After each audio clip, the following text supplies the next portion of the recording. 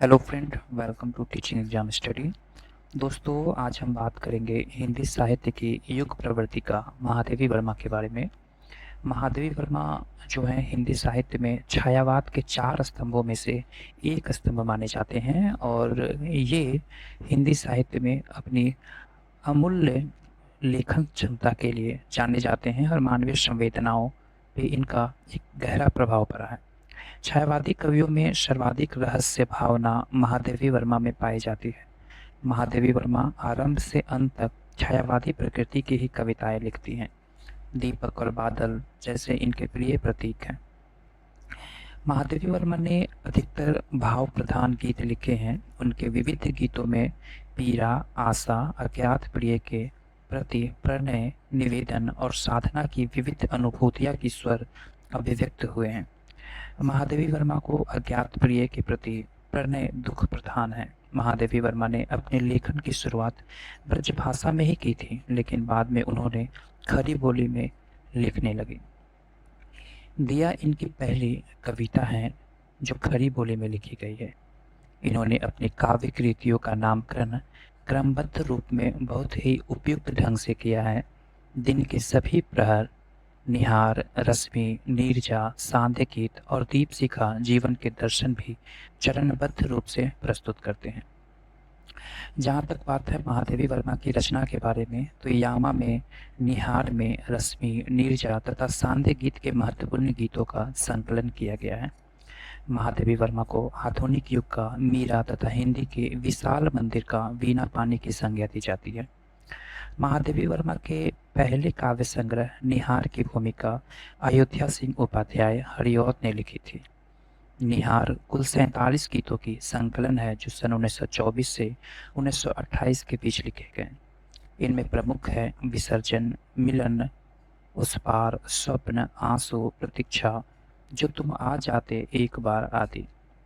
रश्मि काव्य संग्रह पर बौद्ध दर्शन का जो है वो गहरा प्रभाव पड़ा।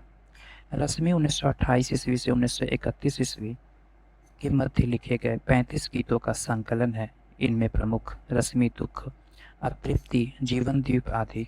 रश्मि पर बौद्ध दर्शन का गहरा प्रभाव पड़ा तथा इसका मुख्य स्वर दुखवाद रहा।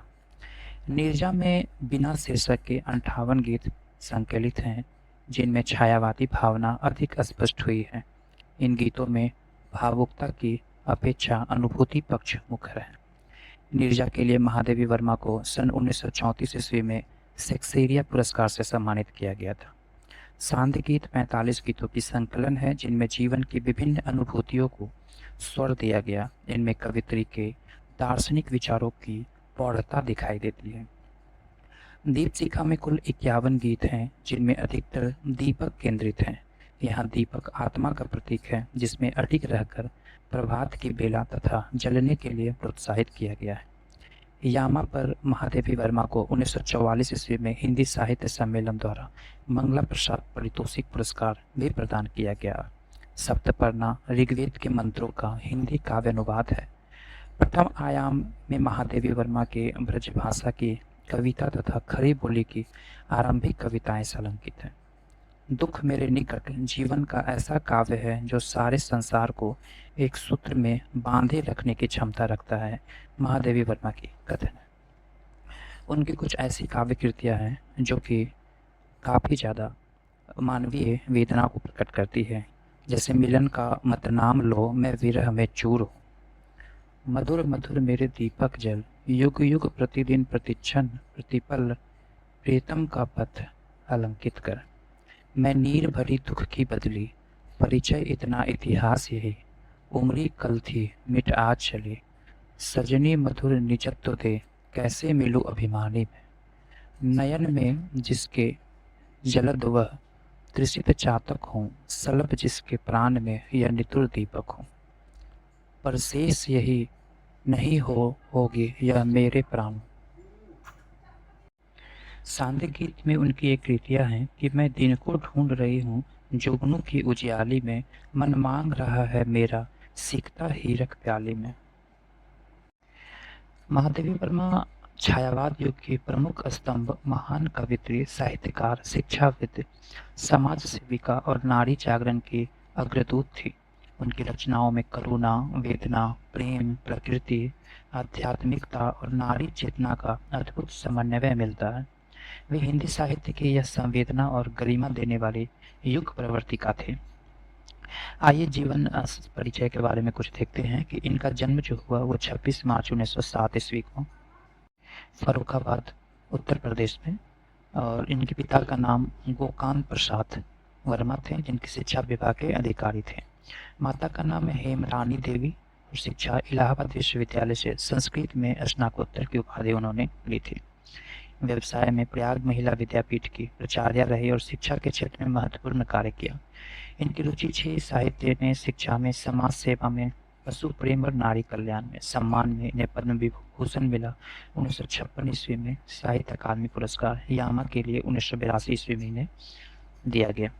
इनका जो निधन हुआ वो 11 सितंबर 1987 ईस्वी को इलाहाबाद में इनकी निधन हो गई थी।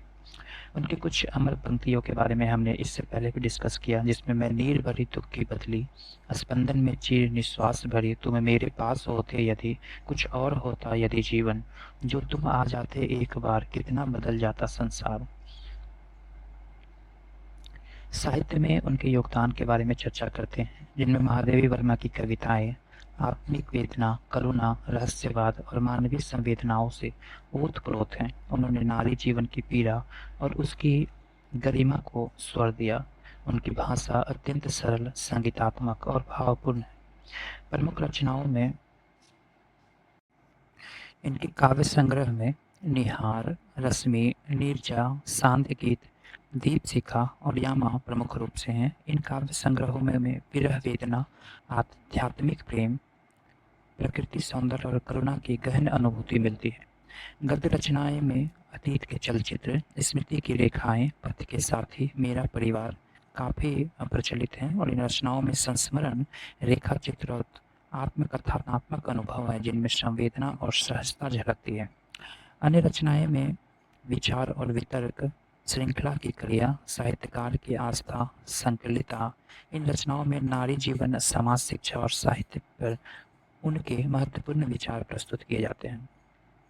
उनके लेखनी ने हिंदी साहित्य को संवेदना की गहराई, करुणा की ऊंचाई और नारी अस्मिता की नई पहचान दी।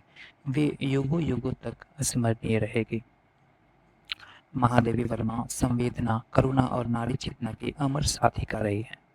छायावाद युग के 4 प्रमुख स्तंभों में एक स्तंभ महादेवी वर्मा का आता है। संवेदनशील, करुणामयी और रहस्यात्मक काव्यधारा की प्रवृत्ति का नारी वेदना, मानवीय करुणा और आध्यात्मिक प्रेम की सशक्त अभिव्यक्ति रही है। सरल, संगीतात्मक और अत्यंत प्रभावशाली भाषा शैली रही है। शिक्षा, समाज और नारी उत्थान के लिए उनका एक महत्वपूर्ण उल्लेखनीय योगदान रही है।